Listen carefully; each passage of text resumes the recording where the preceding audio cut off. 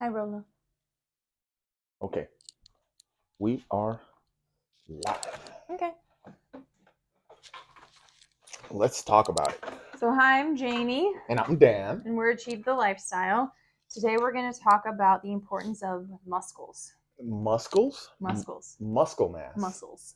Yes. Muscles. So, why do we want to talk about this first and foremost? Go ahead. I'll say that I think that although there's a lot of evidence to back the benefits of having it increased skeletal muscle mass, Mm-hmm. um, I still think people don't, like the general public doesn't value muscle mass as much I as agree. they probably should. So I, it's an underrated quality. yeah, and I think that comes down from the medical system, society, whatever. Um, so, when people think about being healthy, they think about losing weight. There's no discussion of how much muscle mass do I have? What's my body composition? It's all about weight, weight, weight, Yep. which can be um, not an overall metric of how your health is doing. That is correct. I think Absolutely. if anything, I think weight alone is probably the last thing Right. that matters. And so we've seen that with, so it's in the news today with the Ozempic. So Ozempic, because there's a huge shortage of Ozempic because everyone's getting it because it has great weight loss benefits and it's relatively safe. And the studies that they did to show weight loss benefit did not take into account muscle mass when it showed weight loss. So we are finding, or some people are finding who prescribe um, Ozempic a lot and monitor it, that people are losing muscle mass in equal distribution or more than they're losing fat, which is then leaving them unhealthy on the other end, even though their weight has gone down. And that's because in studies with the FDA, they only ask for weight. They don't ask for body composition or muscle mass as a metric within the study. Yeah, I think this is why that's a shitty deal. That's a Yeah. shitty deal. So I think this is why whenever we talk about weight loss or things that relate to that modern, we always say improve body composition. That's Right. what you'll hear us say the most, because And I would think in it's fair to say that when we say weight loss, we mean fat loss. yeah, exactly. Yeah. You want to carry less fat, carry more muscle in Right. relation to fat. And I think with when we say improved body composition, we're not only talking about, hey, your fat mass is going down, but we want to see that muscle mass Right. go up, and we can get into why here in a second. You know, Now let's tackle the objections first. I don't want to get bulky. I don't want to get bulky is the one that I hear the most. Well, I one, I have bigger arms and bigger shoulders and bigger, I'm just bigger. So, um, I don't understand what is the issue of being bigger, of having bigger arms. So, You're using a dirty word. You're saying big. bigger. Yeah, Yeah, but we I should don't know. bleep that I've out. reached a point in my life where fuck it, I want to take up space. So, We should bleep all of that out. Those are dirty words. So I think women have, we gave you a shitty deal here. We gave you a shitty hand, societal speaking, and like societal pressures that have been created the around small dainty woman has been special idolized. exactly, and more from the, like, I think, us girls, because we're almost 40, so growing up. You're almost 40. Girl, stop. We 40.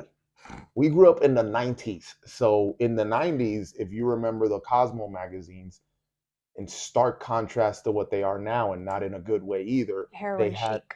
yeah, exactly, what they called the heroin chic, like these rail thin women. And that was what every girl aspired to look like, even though, me growing up in Puerto Rico, Puerto Rican girls don't look like that, but that's what they were looking at, Mm-hmm. Yeah. and so we gave women this image of you have to be this skinny, little, incapable, defenseless thing, when in reality, I would venture to say that the women of old were probably way more strong and capable than what you would believe. Yeah. Think about a woman growing up on a farm, like what she had to do and what she's capable about Yeah. doing.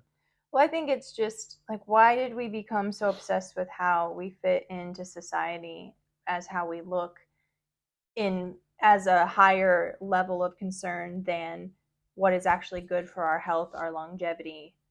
Um, so because yes, we're saying increase muscle mass, decrease body fat, but there's also downsides of having too little body fat. And so, but we don't talk about that. We only care if we look a certain way. And so I think the narrative needs to change to talk more about what's good for our health. Who gives a fuck how we look? If you're Be careful with that though, well, because we're yes, dealing I with, understand. yeah, careful But with I'm that. saying, like, if you're moving your body regularly, if you have more muscle mass than body fat, you're Improved physical appearance is a byproduct of you exactly, pursuing you're health. metabolically healthy. Yep. You don't have to look a certain way, but you will tend to look towards a certain There we way. go. That's a better way Yeah, of putting it. So sorry. yeah. So Yeah, an improved physical appearance is a byproduct of pursuing optimal health. right, And yes, you will look a certain way when people that are actually legitimately healthy tend to look a certain way, that have metabolic health. Their metabolism is doing what it's supposed to do. They're producing hormones optimally. They tend to right, look a certain way. right, And that's a lot of muscle tone, leaner body composition. So not, the body fat is very controlled. Not saying they need to have an 8-pack or something like that, but they are not. The abdominal fat is under control, right. and you can see muscles. Like you can see, look, oh, that's a bicep. Oh my God, look at that. The pecs or the shoulders are well formed. That Right. tends to be what a truly really healthy person Right. can look like. Yeah. And so I just want to take a moment and talk about, like, what are the health benefits of having more muscle? Like, why is muscle so important? And it's not just to, like, yes, it's important to be able to lift heavy things in case, our cush world changes, right? But what internally is going on? What are the internal benefits of having more muscle? And then how do we get more muscle? Yep. So, what are some benefits that you know of having more muscle from your, Uh, Insulin sensitivity yeah? improved, which means that your body uses insulin more efficiently, Mm-hmm. which keeps your blood sugars under control. And this is true with both natural insulin and exogenous insulin. So type 1 diabetics will also benefit from having more lean muscle mass, Boom. skeletal muscle That's an mass. important one Yeah. because type 1 diabetics you can't help it. You inherit it. This Yeah. is a congenital disease. So Right. you want So I'm that. not saying it'll fix it, but it Yeah. can help it. But Type 2 diabetes, it can fix it. yep, you can reverse yourself out of that one. Mm-hmm. That's one. The body, I guess.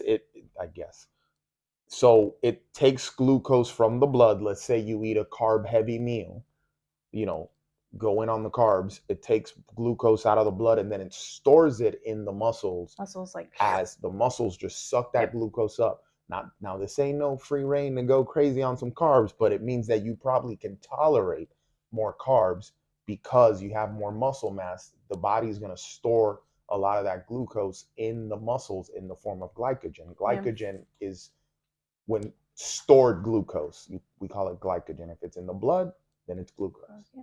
And so there are, so Dr. Gabrielle Lyon is a physician who works on longevity and is really big on increasing muscle mass. And she's somebody I follow. You should give her a follow too, or take a look at her stuff.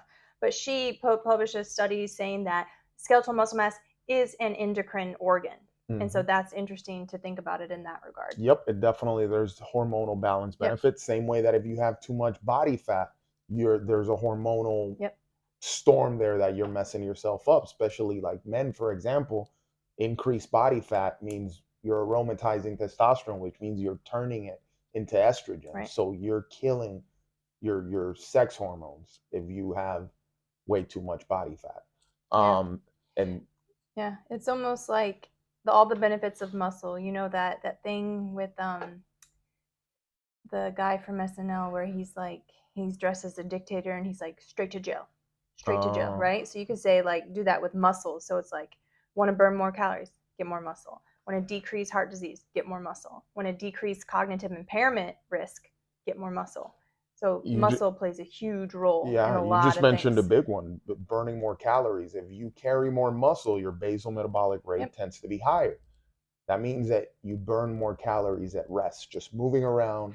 you burn more calories. It's expensive for your metabolic system to sustain muscle, so Right. you're going to require more calories, and you're also going to be burning more calories. So So if it's you almost want to like, lose weight, you're better off increasing your skeletal muscle mass. yes, I think, and contrary to popular belief, and it really depends. Like if you're really, really obese, then maybe you need to start with some general movement and drop a Yeah. little weight first. But if for the most people that want to lose a couple pounds and look a little bit differently, moms and dads out there and people that, life got on top of them and then haven't been able to Mm-hmm. prioritize their fitness, but they're still within a certain range, they want, I'm just going to cardio myself to death Right, which until you I know. start losing weight, which it's kind of, especially if you start burning muscle at that point, then you're Mm-hmm. really doing yourself a disservice there, and you're working against yourself. Whereas, like, oh, let me actually put this muscle gain thing first and work from there. It's going to increase my basal metabolic rate. So I'm going to burn more calories. Now those cardio sessions might be a little bit more effective, you Right. know? And increasing lean muscle mass and doing resistance training, which we'll talk about in a little bit. Um, Increasing lean muscle mass is also helps with reinforcing good bone density, preventing osteoporosis later on in life, specifically for women who are at a higher risk of it. So the Why? other thing that increasing lean muscle mass and doing resistance training does is increase your strength and balance, which prevents you from falling. Because if you have brittle bones and you never fall, it may not be an issue. But if you have osteoporosis, you're weak, your balance is shit, and you fall, you're screwed. And so there's just multifactorial improvements that can happen with bone density, with increasing lean muscle mass and prioritizing strength or resistance training. Yeah. So the way we put on muscle is through resistance training. The end. Right. That And the does end. that need to be done every single day? No, it does not have to be done every single day. And the thing with it is, when you strength train, then by byproduct, you're improving bone density, which is one of the biggest benefits. Another thing, like that Janie mentioned, your coordination, your balance, all those things go up when you have more muscles and your strength training. Those things keep you safer later Mm-hmm. in life. Muscle is also very protective. Like, it's armor basically. It's the body's Mm-hmm. armor. So if you take a fall, whatever, you're less likely to get hurt. You can still bust your ass, Yeah. but I the always, outcomes of those situations might be that you're more likely to come out of them in a better position. right. Car accidents, things like that, I if always you think of have it like more muscle. when we were living in upstate New York and we would have the snowstorms and ice that and I saw this in my patients too. Now it's not every time, but usually if somebody is stronger and their balance is better, their core strength is better, and they slip, they can catch themselves, right? If you have shit core strength, you're weak and you slip and you don't have that armor, like Dan was saying, you're in a whole world of hurt. Yes, it's mostly because of the situation with the ice and everything, but you didn't do yourself any favors prior to that. Yeah, and your body reacts a little bit different. Like if Well, that's like when you slip and you like tense yeah, up and everything. Like I don't know. I just feel like I just observed that those who are more active on a regular basis tend to handle that better than somebody who's not.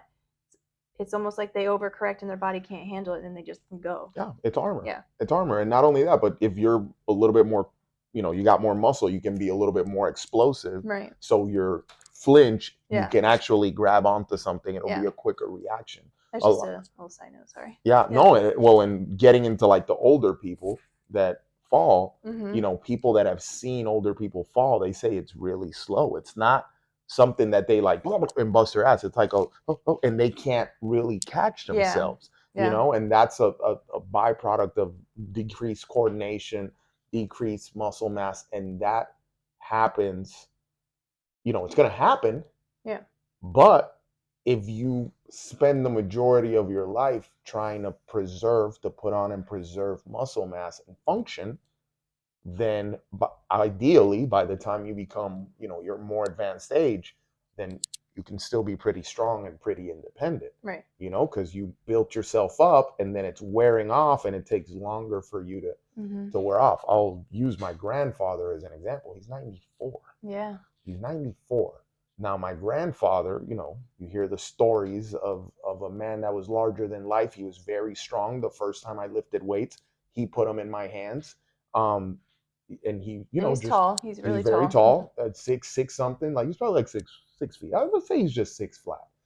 And but he was a very strong man for the majority of his life.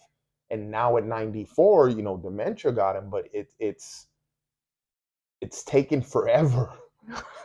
It's taking it, I mean it because he's Yeah. still a very strong and capable person. Like Yep. physically, there's a lot of vigor there. Mm-hmm. So and I'm like, listen, if he was so strong that it's just his wear down period is extended because of that. And that's something, I think when we're all 80, we don't want to be out there saying like, man, I wish I would have done more so that I could actually move around and not have people doing shit for me now and I can do it myself. Right. Right. Um, Clients of mine that I have now that are in their 60s and 70s that spent a lifetime doing physical activity, they're still pretty freaking Yeah. strong, No. you know? And so resistance training, most people think it's just, bros at the gym doing bicep curls, preferably not in the squat rack. Um, Very important. Note. so, and then, you're going to get big and bulky and jacked, which that's not so much resistance or strength training. That's just a very small component of it. And I think getting big like a bodybuilder is also it's very really, hard. it's very fucking hard. Those Yeah. dudes and dudettes, nobody said dudette since Oh the God. 90s. Okay. Those people work very hard to look that way Yeah. and to put on that level of muscle mass. You're also talking pharmaceutical help there in a lot of And cases as eating at a well, caloric and surplus eating intentionally. tons of food. So, Yeah. like a very vast caloric surplus, a lot of training. They train really freaking hard that the average person is not going to train that hard, Right. and you're not going to take the pharmaceuticals, and you're not going to eat as much as they do, and you're not going to rest as much as they do, and you're not going to do the crazy routines that they do to get that big and Right. strong. So I think somewhere people associate that image of, hey, we're talking muscle mass, and they just flash to a Arnold bodybuilder. Schwarzenegger. Yeah, like some bodybuilder where it's like, no, that's not what we're talking about. We're probably talking more about looking more like an athlete than Yeah. a bodybuilder. And for the women, it really isn't. It's going to be even harder to put on this muscle. Yeah. So So scientifically, men can put on 1 to 2 pounds of muscle per week, whereas women, even if we do the same stuff, we can only put on 0.5 to 1 pound per week if we're really trying. So the illusion that you're going to get really bulky really fast or look like a man, there's really no science to back that and up. this is driven by testosterone, plain and simple. Right. And it's Like, also I think when I was searching like cons of gaining muscle just because I want to see the other side, it's all women who just prefer to look dainty. They prefer to be small. And so if that's your choice, enjoy the health risks that come with that later on in life. yep, like So, osteoporosis. And not only that, like it comes down to capability. I mean, do you want to be an incapable, like I really can't do anything? Like, yeah. hey, we're going surfing this weekend. I can't do anything because I'm just weak. Like, is that Yeah. what you want to do? Is that really worth Right. it? What kind of life is that? So we're talking about improved muscle mass, improves your quality of life here. Right. Going on hikes, things like that require, getting up things, moving things around the house. We're talking about improved quality of life for the longer period if you are stronger, if you have more muscle, etc. Yeah. So, And so the benefits of resistance training a lot of the same benefits of having more skeletal muscle because end result is you get more skeletal muscle from resistance training, but improves your mood. 100% can agree with that. I remember when I was at CrossFit 214 and they separated out the strength portions from the metcons, which I was stupid at the time and would always do both. But if I did the strength first, I couldn't shut up during the metcon. I was like on this high. So it's a very real thing with lifting heavy weights. You don't have to run 5 miles to get it. It increases skeletal muscle mass, which all the benefits we talked about. You prevent injury by some of the ways we talked about the armor. Decreases inflammation. Now, I can say this with 100% certainty as well, that me doing CrossFit 6 days a week, I was very inflamed, very inflamed. I also have seen triathletes who are very inflamed.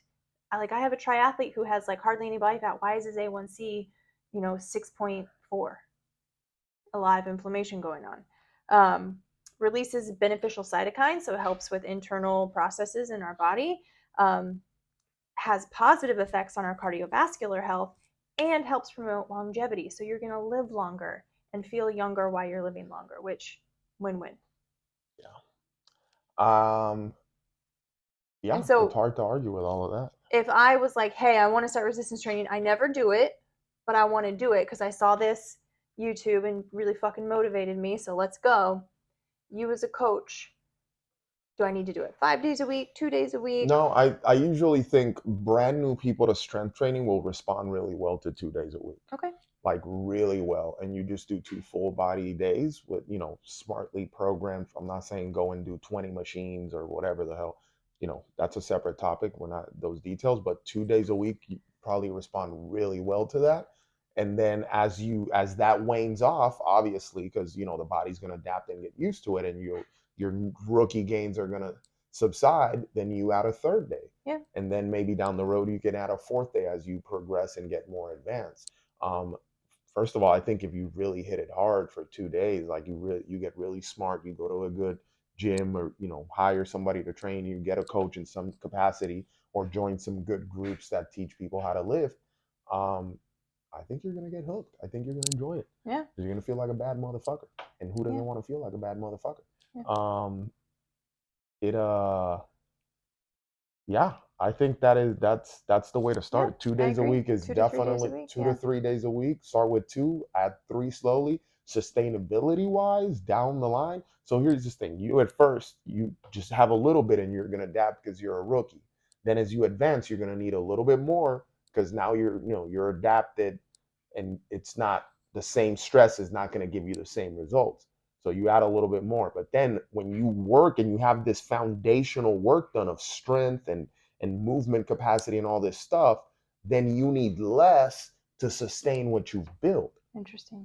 Yeah. So then on the other side of that curve, when you've been training for a long time, you can almost go back to 2 days a week and still maintain what you have. That's a win. Yeah, that is a win. Yeah. That is a win. You can stay pretty freaking strong and pretty freaking, lean and stuff with less work at that point, because the quality of the work that you're going to be doing is going to be really high when you're more advanced, meaning you're going to be able to lift really heavy, and the sessions are going to be very taxing. So you won't need as much as when you're in that middle of that curve. That is a good news. So you spend time up front, build the foundation, and then you coast it out the remainder of the time by maintaining what you've built. Yeah. A very important note there. Yeah, so it's not, you don't need as much as you think you do starting out, and you won't need as much as you think you do long term.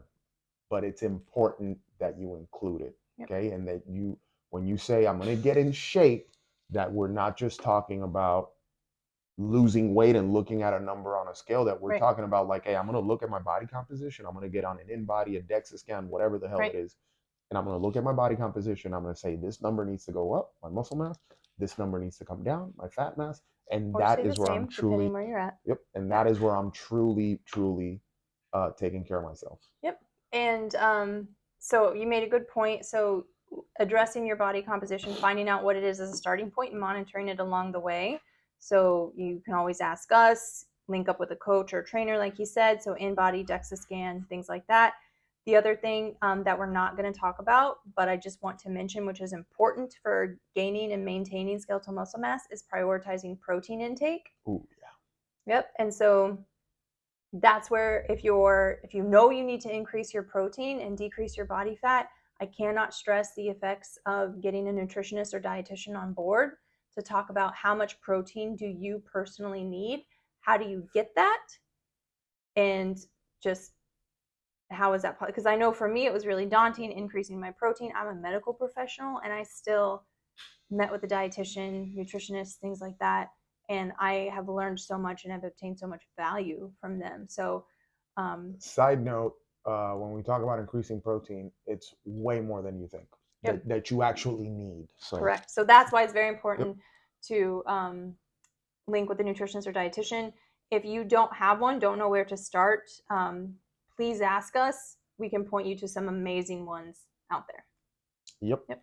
Um, you know, and I'll end it with this because I like teaching women how to live. Like I enjoy that a lot because it's one of those, you know, men, I expect you to have some sort of, you know, something inside you moves you towards being stronger. You know, we grew up watching movies and Mm-hmm. action heroes and all this other bullshit.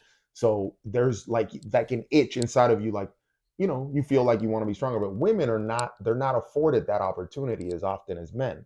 And a lot of them, they're taught to not even value that. So I Mm-hmm. enjoy changing, taking that paradigm apart and helping ladies get strong. That's awesome. And oh, it's my favorite thing to do. But here's what I'll tell you, like where I see it, you know, the analogy of it, like if we were back in the ancestral times, hunter gatherers, you know, we're killing woolly mammoths and bringing them Yeah. to the village Yeah. to eat for a month. The dudes got to go out and hunt, and they'll be gone for God knows how long. They're not going to be gone for a couple hours. They might be gone for a couple days, a Who's month, gonna and defend the? who's gonna Yeah. who's gonna hold it down in the village?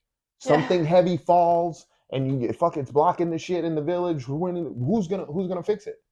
The dudes are out on a hunt. So Yeah. you're just gonna leave it there until the fucking dudes come back? That's not how that works.